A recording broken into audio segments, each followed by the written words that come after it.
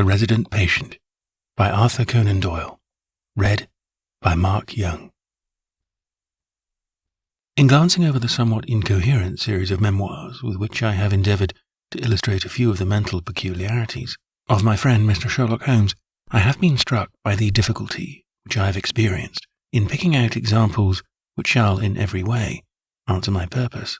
For in those cases in which Holmes has performed some tour de force of analytical reasoning, and has demonstrated the value of his peculiar methods of investigation, the facts themselves have often been so slight or so commonplace that I could not feel justified in laying them before the public.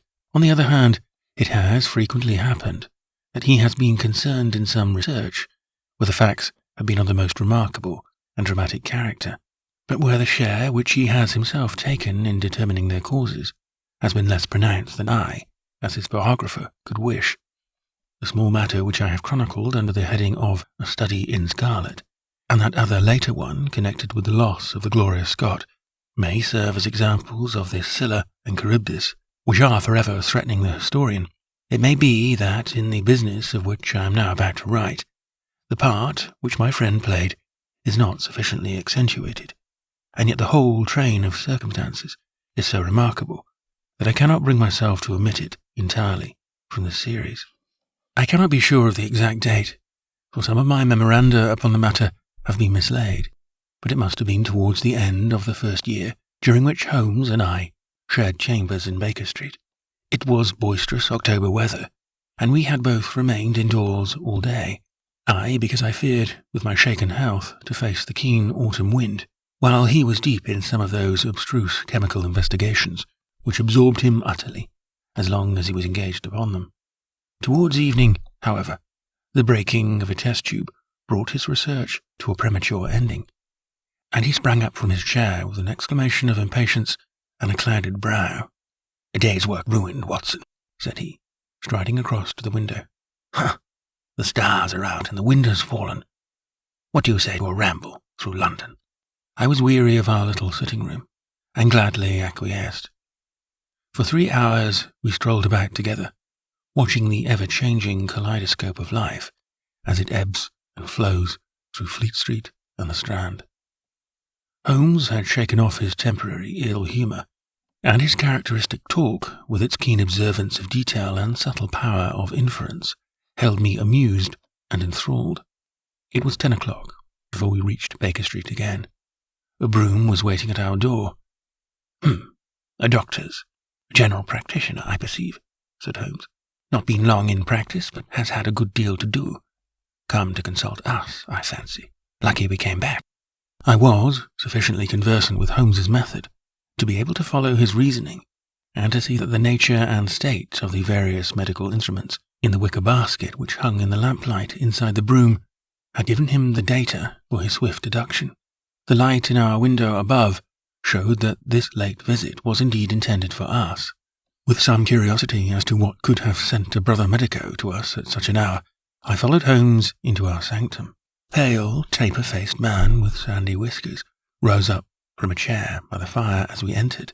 His age may not have been more than 3 or 34, but his haggard expression and unhealthy hue told of a life which had sapped his strength and robbed him of his youth.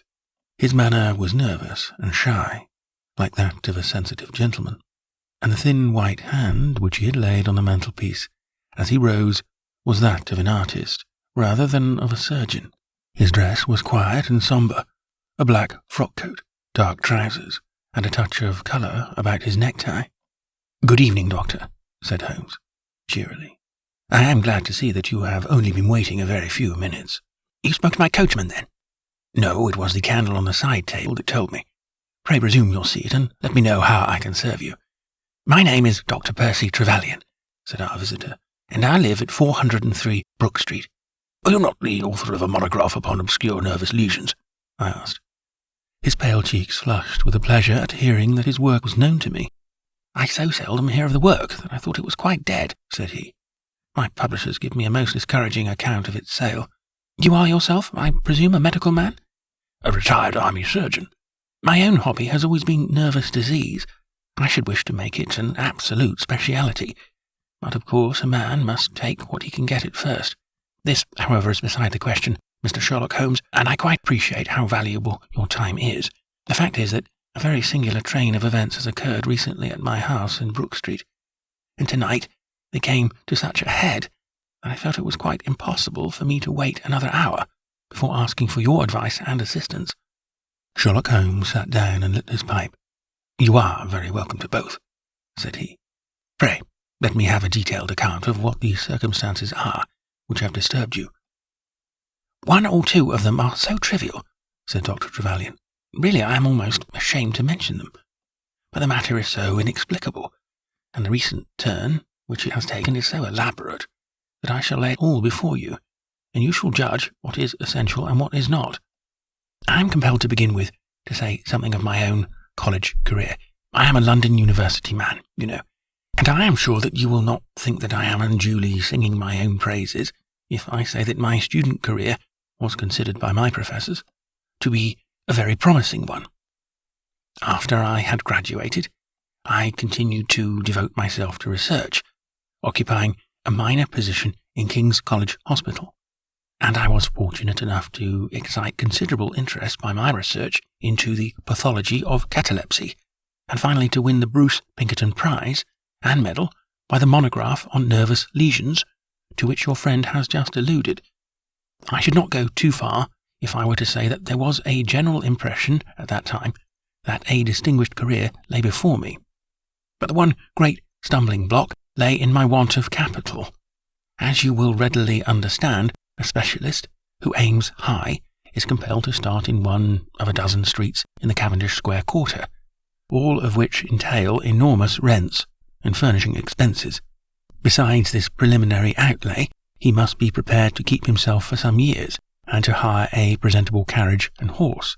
To do this was quite beyond my power, and I could only hope that by economy I might, in 10 years' time, save enough to enable me to put up my plate. Suddenly, however, an unexpected incident opened up quite a new prospect for me. This was a visit from a gentleman of the name of Blessington, who was a complete stranger to me. He came up to my room one morning and plunged into the business in an instant. "You're the same Percy Trevelyan who has had so distinguished a career, and won a great prize lately," said he. I bowed. "Answer me frankly," he continued, "for you will find it to your interest to do so. You have all the cleverness which makes a successful man. Have you the tact?" I could not help smiling at the abruptness of the question. "I trust that I have my share," I said. "Any bad habits? Not drawn towards drink, eh?" "Really, sir," I cried. "Quite right. That's all right. But I was bound to ask. With all these qualities, why are you not in practice?" I shrugged my shoulders. Come, come," said he, in his bustling way. "It's the old story. More in your brains than in your pocket, eh? What would you say if I were to start you in Brook Street?" I stared at him in astonishment. "Oh, it's for my sake, not for yours," he cried. "I'll be perfectly frank with you, and if it suits you, it will suit me very well. I have a few thousands to invest, you see, and I think I'll sink them in you." "But why?" I gasped. "Well, it's just like any other speculation, and safer than most." "What am I to do then?" "I'll tell you. I'll take the house, furnish it, pay the maids, and run the whole place. All you have to do is just wear out your chair in the consulting room. I'll let you have pocket money and everything. Then you hand over to me 3/4 of what you earn, and you keep the other quarter for yourself." This was a strange proposal, Mr. Holmes, with which the man Blessington approached me. I won't weary you with the account of how we bargained and negotiated. It ended in my moving into the house next Lady Day, and starting in practice on very much the same conditions as he had suggested. He came himself to live with me in the character of a resident patient. His heart was weak, it appears, and he needed constant medical supervision. He turned the 2 best rooms of the first floor into a sitting room and bedroom for himself. He was a man of singular habits, shunning company and very seldom going out. His life was irregular, but in one respect he was regularity itself. Every evening, at the same hour, he walked into the consulting room, examined the books, put down 5 and 3pence for every guinea that I had earned, and carried the rest off to the strong box in his own room. I may say, with confidence, that he never had occasion to regret his speculation. From the first, it was a success. A few good cases, and the reputation which I had won in the hospital, brought me rapidly to the front, and during the last few years I have made him a rich man. So much, Mr. Holmes, for my past history, and my relations with Mr. Blessington. It only remains for me now to tell you what has occurred to bring me here tonight. Some weeks ago, Mr. Blessington came down to me in, as it seemed to me, a state of considerable agitation. He spoke of some burglary, which, he said, had been committed in the West End, and he appeared, I remember, to be quite unnecessarily excited about it, declaring that a day should not pass before we should add stronger bolts to our windows and doors. For a week, he continued to be in a peculiar state of restlessness, peering continually out of the windows, and ceasing to take the short walk which had usually been the prelude to his dinner. From his manner, it struck me that he was in mortal dread of something or somebody, but when I questioned him upon the point, he became so offensive that I was compelled to drop the subject. Gradually, as time passed, his fears appeared to die away, and he had renewed his former habits, when a fresh event reduced him to the pitiable state of prostration in which he now lies. What happened was this. 2 days ago, I received the letter which I now read to you. Neither address nor date is attached to it. A Russian nobleman who is now resident in England, it runs, would be glad to avail himself of the professional assistance of Dr. Percy Trevelyan. He has been, for some years, a victim of cataleptic attacks, on which, as is well known, Dr. Trevelyan is an authority. He proposes to call at about 6:15 tomorrow evening, if Dr. Trevelyan will make it convenient to be at home. The letter interested me deeply, because the chief difficulty in the study of catalepsy is the rareness of the disease. You may believe, then, that I was in my consulting room when, at the appointed hour, the page showed in the patient. He was an elderly man, thin, demure, and commonplace.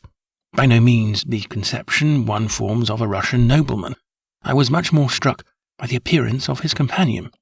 This was a tall young man, surprisingly handsome, with a dark, fierce face, and the limbs and chest of a Hercules. He had his hand under the other's arm as they entered, and helped him to a chair with a tenderness which one would hardly have expected from his appearance. "You will excuse my coming in, doctor," said he to me, speaking English with a slight lisp. "This is my father, and his health is a matter of the most overwhelming importance to me." I was touched by this filial anxiety. "You would perhaps care to remain during the consultation?" said I. "Not for the world," he cried with a gesture of horror. "It is more painful to me than I can express. If I were to see my father in one of these dreadful seizures, I am convinced that I should never survive it. My own nervous system is an exceptionally sensitive one. With your permission, I will remain in the waiting room while you go into my father's case." To this I, of course, assented, and the young man withdrew. The patient and I then plunged into a discussion of his case, of which I took exhaustive notes. He was not remarkable for intelligence, and his answers were frequently obscure, which I attributed to his limited acquaintance with our language. Suddenly, however, as I sat writing, he ceased to give any answer at all to my inquiries, and on my turning towards him, I was shocked to see that he was sitting bolt upright in his chair, staring at me with a perfectly blank and rigid face. He was again in the grip of his mysterious malady. My first feeling, as I have just said, was one of pity and horror. My second, I fear, was rather one of professional satisfaction. I made notes of my patient's pulse and temperature, tested the rigidity of his muscles, and examined his reflexes. There was nothing markedly abnormal in any of these conditions, which harmonized with my former experiences. I had obtained good results in such cases by the inhalation of nitrate of amyl, and the present seemed an admirable opportunity of testing its virtues. The bottle was downstairs in my laboratory, so, leaving my patient seated in his chair, I ran down to get it. There was some delay in finding it, 5 minutes, let us say, and then I returned. Imagine my amazement to find the room empty and the patient gone. Of course, my first act was to run into the waiting room. The son had gone also. The hall door had been closed, but not shut. My page, who admits new patients, is a new boy and by no means quick. He waits downstairs and runs up to show patients out when I ring the consulting room bell. He had heard nothing, and the affair remained a complete mystery. Mr. Blessington came in from his walk shortly afterwards, but I did not say anything to him upon the subject, for, to tell the truth, I have got in the way of late of holding as little communication with him as possible. Well, I never thought that I should see anything more of the Russian and his son, so you can imagine my amazement when at the very same hour this evening they both came marching into my consulting room, just as they had done before. "I feel that I owe you a great many apologies for my abrupt departure yesterday, Doctor," said my patient. "I confess that I was very much surprised at it," said I. "Well, the fact is," he remarked, "that when I recover from these attacks, my mind is always very clouded as to all that has gone before. I woke up in a strange room, as it seemed to me, and made my way out into the street in a sort of dazed way when you were absent. And I," said the son, "seeing my father pass the door of the waiting room, naturally thought that the consultation had come to an end. It was not until we had reached home that I began to realize the true state of affairs." "Well," said I, laughing, "there is no harm done, except that you puzzled me terribly. So if you, sir, would kindly step into the waiting room, I shall be happy to continue our consultation, which was brought to so abrupt an ending." For half an hour or so I discussed that old gentleman's symptoms with him, and then, having prescribed for him, I saw him go off upon the arms of his son. I have told you that Mr. Blessington generally chose this hour of the day for his exercise. He came in shortly afterwards and passed upstairs. An instant later I heard him running down, and he burst into my consulting room like a man who is mad with panic. "Who's been in my room?" he cried. "No one," said I. "It's a lie," he yelled. "Come up and look." I passed over the grossness of his language, as he seemed half out of his mind with fear. When I went upstairs with him, he pointed to several footprints upon the light carpet. "Do you mean to say those are mine?" he cried. They were certainly very much larger than any which he could have made, and were evidently quite fresh. It rained hard this afternoon, as you know, and my patients were the only people who called. It must have been the case, then, that the man in the waiting room had, for some unknown reason, while I was busy with the other, ascended to the room of my resident patient. Nothing had been touched or taken, but there were the footprints to prove that the intrusion was an undoubted fact. Mr. Blessington seemed more excited over the matter than I should have thought possible, though of course it was enough to disturb anybody's peace of mind. He actually sat, crying, in an armchair, and I could hardly get him to speak coherently. It was his suggestion that I should come round to you, and of course I at once saw the propriety of it. Certainly the incident is a very singular one, though he appears to completely overrate its importance. If you would only come back with me in my brougham, and would at least be able to soothe him, though I can hardly hope that you will be able to explain this remarkable occurrence." Sherlock Holmes had listened to this long narrative with an intentness which showed me that his interest was keenly aroused.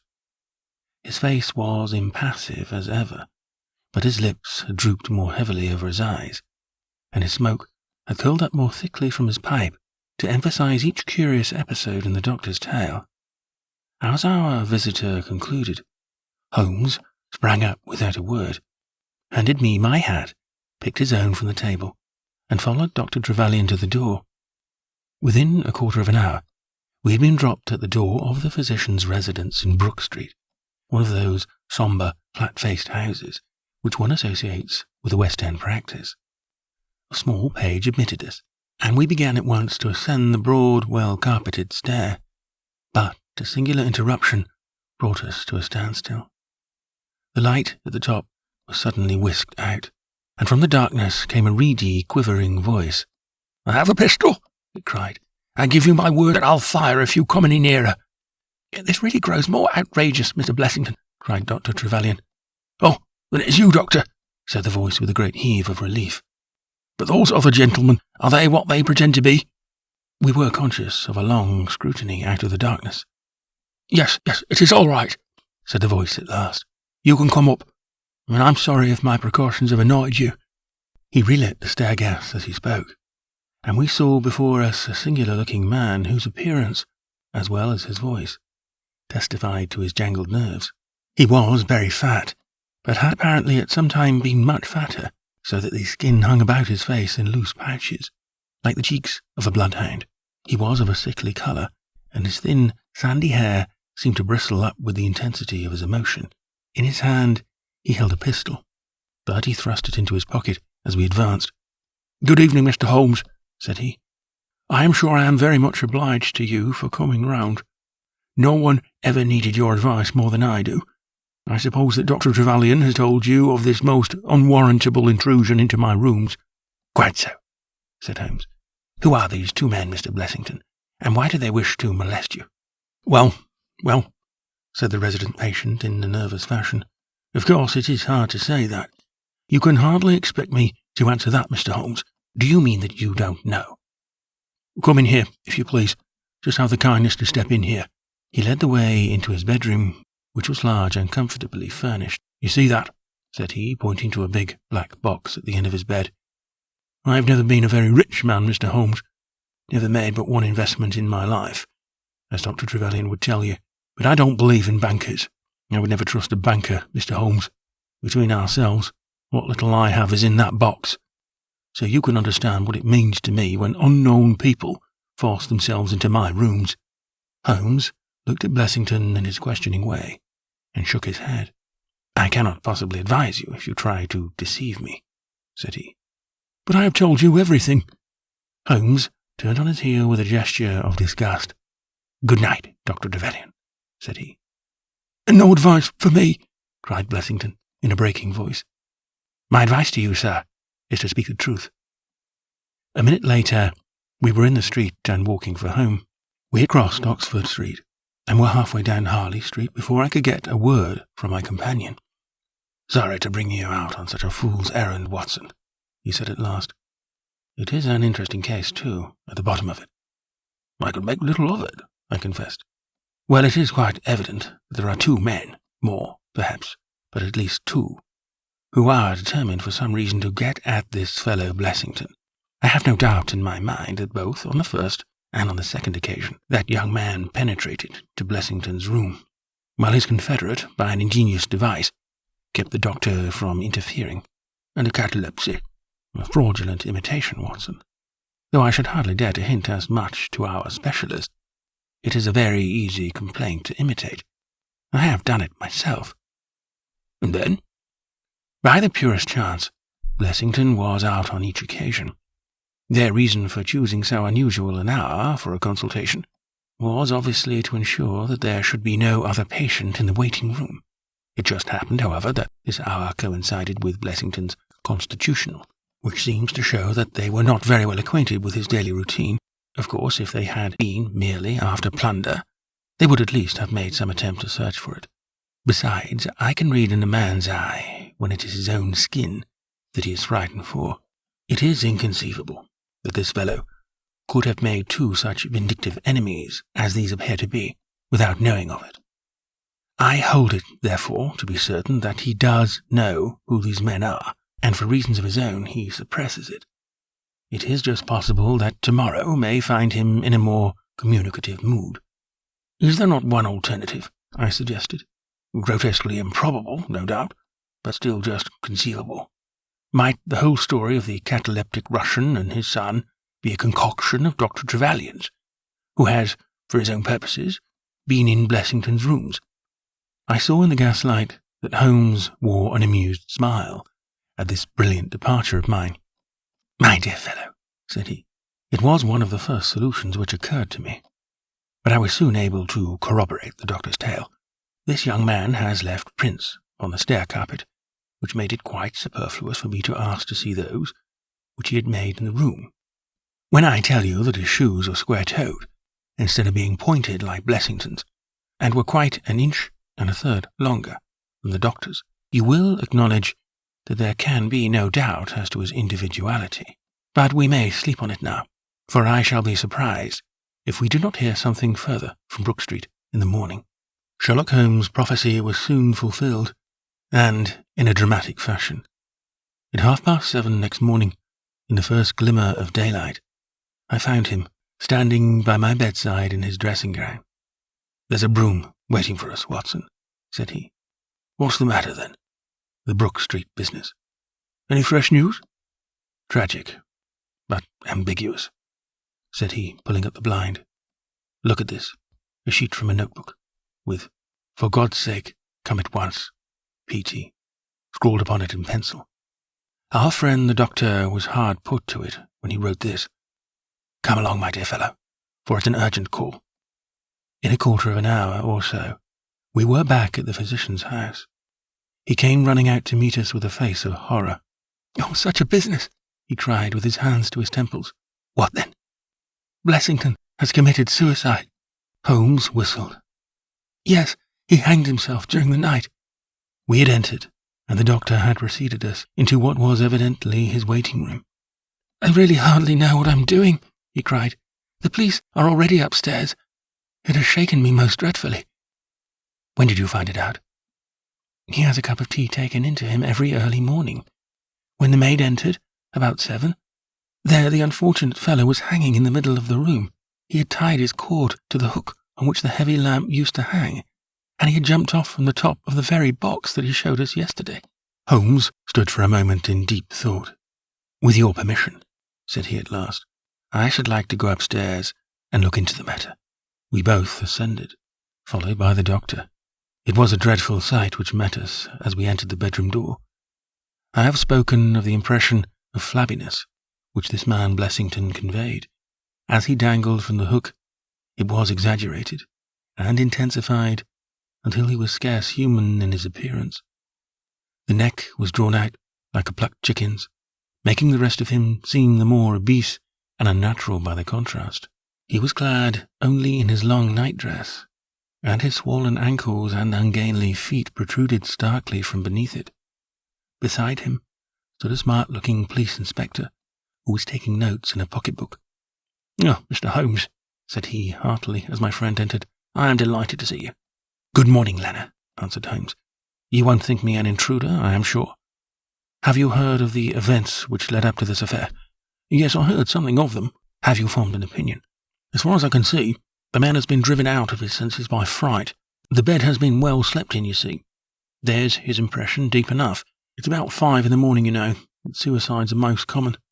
That will be about his time for hanging himself. Seems to have been a very deliberate affair. I should say that he has been dead for 3 hours, judging by the rigidity of the muscles, said I. Noticed anything peculiar about the room? Asked Holmes. Found a screwdriver and some screws on the wash-hand stand. Seems to have smoked heavily during the night, too. Here are 4 cigar ends that I picked out of the fireplace. Said Holmes. Have you got his cigar holder? No, I've seen none. His cigar case, then? Yes, it was in his coat pocket. Holmes opened it and smelled the single cigar which it contained. This is a Havana, and these others are cigars of the peculiar sort, which are imported by the Dutch from the East Indian colonies. They are usually wrapped in straw, you know, and are thinner for their length than any other brand. He picked up the 4 ends and examined them with his pocket lens. 2 of these have been smoked from a holder, and 2 without, said he. 2 have been cut by a not very sharp knife, and 2 have had the ends bitten off by a set of excellent teeth. This is no suicide, Mr. Lanner. It is a very deeply planned and cold-blooded murder. Impossible, cried the inspector. And why? Why should anyone murder a man in so clumsy a fashion as by hanging him? That is what we have to find out. How could they get in? Through the front door. It was barred in the morning. Then it was barred after them. How do you know? I saw their traces. Excuse me a moment, and I may be able to give you some further information about it. He went over to the door, and turning the lock, he examined it in his methodical way. Then he took out the key, which was on the inside, and inspected that also. The bed, the carpet, the chairs, the mantelpiece, the dead body, and the rope were each in turn examined, until at last he professed himself satisfied, and with my aid and that of the inspector, cut down the wretched object and laid it reverently under a sheet. How about this rope? He asked. It has cut off this, said Dr. Trevelyan, drawing a large coil from under the bed. He was morbidly nervous of fire, and always kept this beside him, so that he might escape by the window in case the stairs were burning. That must have saved them trouble, said Holmes thoughtfully. Yes, the actual facts are very plain, and I shall be surprised if by the afternoon I cannot give you the reasons for them as well. I will take this photograph of Blessington, which I see upon the mantelpiece, as it may help me in my inquiries." "But you have told us nothing," cried the doctor. "Oh, there can be no doubt as to the sequence of events," said Holmes. "There were 3 of them in it, the young man, the old man, and a third, to whose identity I have no clue. The first 2, I need hardly remark, are the same who masqueraded as the Russian Count and his son, so we can give a very full description of them. They were admitted by a confederate inside the house. If I might offer you a word of advice, Inspector, it would be to arrest the page, who, as I understand, has only recently come into your service, Doctor." "The young imp cannot be found," said Dr. Trevelyan.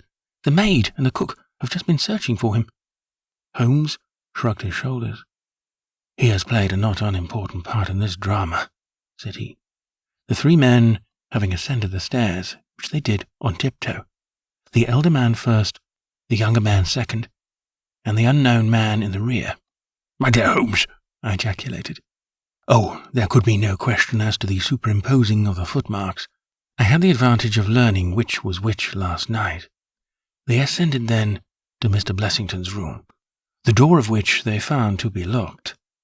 With the help of a wire, however, they forced round the key. Even without the lens, you will perceive by the scratches on this board where the pressure was applied. On entering the room, their first proceeding must have been to gag Mr. Blessington. He may have been asleep, or he may have been so paralyzed with terror as to have been unable to cry out. These walls are thick, and it is conceivable that his shriek, if he had time to utter one, was unheard.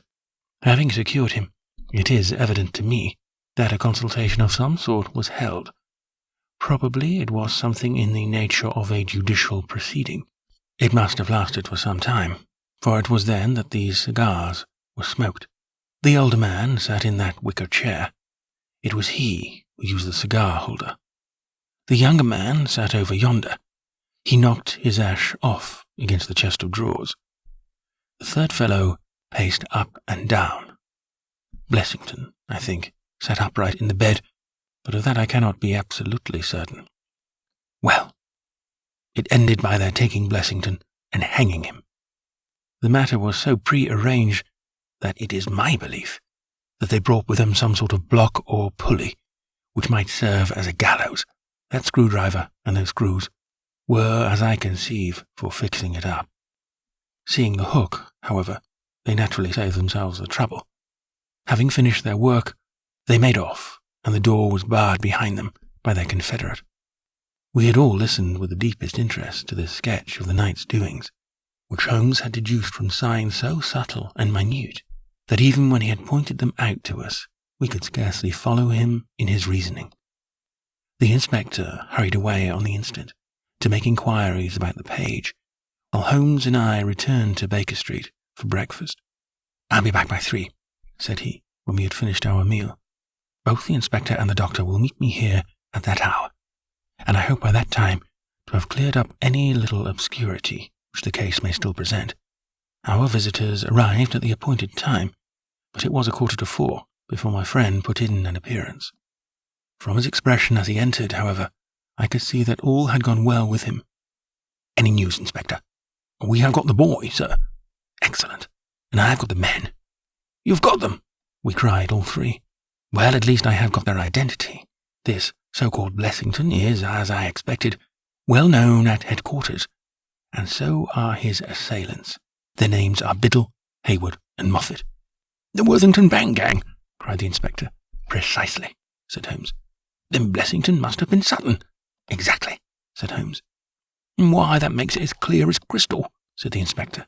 But Trevelyan and I looked at each other in bewilderment. "You must surely remember the great Worthington Bank business," said Holmes. 5 men were in it, these 4 and a 5th called Cartwright. Tobin, the caretaker, was murdered, and the thieves got away with £7,000.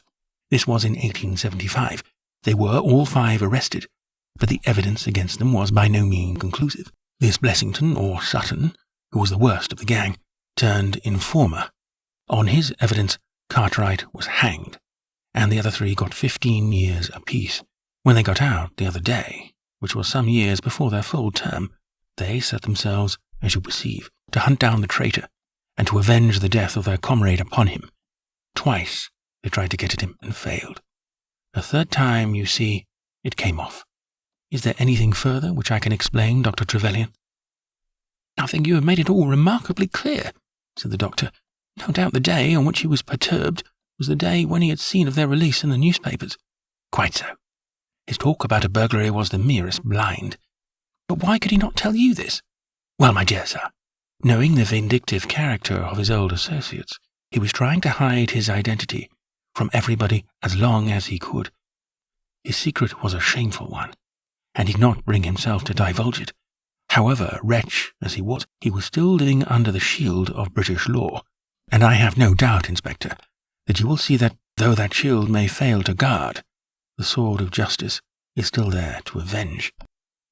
Such were the singular circumstances in connection with the resident patient and the Brook Street doctor.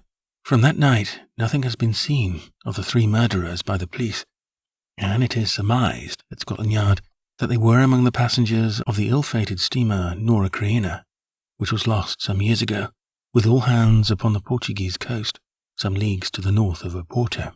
Proceedings against the page broke down for want of evidence, and the Brook Street mystery, as it was called, has never until now been fully dealt with in any public print.